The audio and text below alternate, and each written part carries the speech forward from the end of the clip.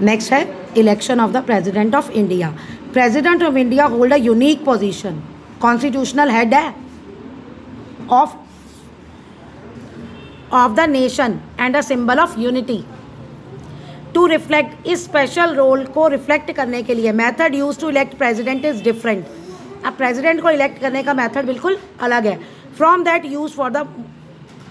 Use for most other representatives. जितने भी representatives हैं ना, उनका जो मेथड है इलेक्ट करने का प्रेसिडेंट का उससे बिल्कुल अलग है। प्रेसिडेंट जो है वो लोगों द्वारा इलेक्ट नहीं होता। हम इंडिया में रहते हैं तो हम प्रेसिडेंट का जब इलेक्शन होता है हम तो उसमें पार्टिसिपेट नहीं करते, ठीक है, but through an indirect election conducted by electoral college. Electoral college election conduct करता है, तब प्रेसिडेंट को चुना जाता है। अब इलेक्टोरल कॉलेज है क्या? इसमें पार्लियामेंट के मेंबर्स होते हैं, दोनों लोअर और राज्यसभा के, दोनों हाउसेस के, और एमएलएज भी होते हैं, ठीक है। एमएलएज जो यूनियन टेरिटरी है ना, दिल्ली पौंडीचेरी, उसके भी पार्टिसिपेट करते हैं प्रेसिडेंट के इलेक्शन में bye involving representative both national और स्टेट लेवल पे। अब इसमें जब प्रेसिडेंट का इलेक्शन होता है उसमें नेशनल लेवल पे भी है और स्टेट एमपीज भी हैं, एमएलएज भी हैं, ओके। और फिर इससे क्या होता है, वही फेडरल स्ट्रक्चर रिफ्लेक्ट होता है और बैलेंस रिप्रेजेंटेशन, मतलब किसी से कोई पार्शियलिटी नहीं है, सब कोई पार्टिसिपेट कर रहे हैं। क्यों? क्योंकि एमपी या एमएलए हैं, उनको भी तो हमने ही चुन के भेजा है ना। Election is conducted using the single transferable vote system. वही आ गया फिर से election. In this system voters rank candidate in order of their preference. Rank कर दी। अगर कोई कैंडिडेट को सिक्योर नहीं मिलता number of preference votes are transferred according to the next preference until a winner emerge.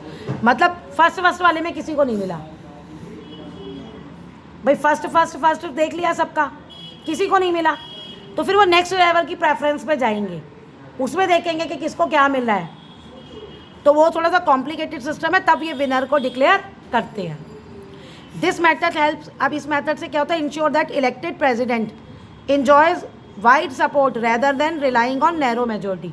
ज़्यादा सपोर्ट मिल जाती है ना भाई। अगर कोई ए कैंडिडेट है, कुछ लोगों ने उसको ए प्रेफर किया होगा, एमएलए एमपीज ने, या कुछ को किसी ने उसे बी पे भी रखा होगा, सेकंड प्रेफरेंस में भी रखा होगा ए को, तो ये तो नहीं है कि वो बिल्कुल ए है और रिजेक्ट ही हो गया। तो ऐसे मेजोरिटी हो, नैरो मेजोरिटी नहीं होती, अच्छा खासा सपोर्ट होता है। The value of each vote is carefully calculated.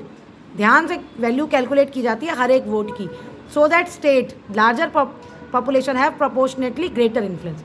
यानी जिस स्टेट की जितनी पॉपुलेशन है उतना ही उसका रिप्रेजेंटेशन होना चाहिए। Still maintaining fairness among through state, और सब स्टेट में फेयरनेस होनी चाहिए। Not every one who is the part of the legislative participate in this election.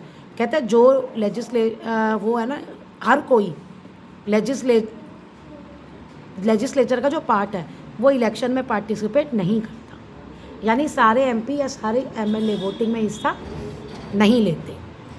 Nominated members जो होते हैं राज्यसभा के, नॉमिनेटेड मेंबर लेजिस्लेटिव असेंबली के और लेजिस्लेटिव काउंसिल्स के, and nominated member union territories के do not vote in presidential election.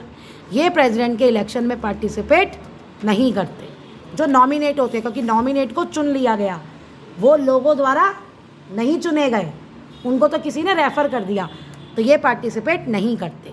This ensure president जो है किससे चुना जाएगा, रिप्रेजेंटेटिव्स जिनको लोगों ने चुना है, यानी वो एमपीज और वो एमएलएज जिनको जनता ने चुना है वो पार्टिसिपेट करते हैं। Strengthening the democratic legitimacy of the office. Legitimate मतलब लीगली, ठीक है, मतलब लॉ को पूरा स्ट्रेंथ करता है वो। Through this carefully design process, इतने ध्यान से जो ये India ensures the president is elected in manner, तो हम ये इंश्योर करते हैं कि इंडिया का प्रेसिडेंट जो है वो एक डेमोक्रेटिक मैनर में, इंक्लूसिव, सबको इंक्लूड करना, इन रिस्पेक्टफुल, कंट्री की डाइवर्सिटी की रिस्पेक्ट करे। ये सब जो डेमोक्रेसी दूसरे इलेक्शंस में चीज़ हम देखते हैं बार बार, वही हम प्रेसिडेंट के इलेक्शन में भी देख रहे हैं।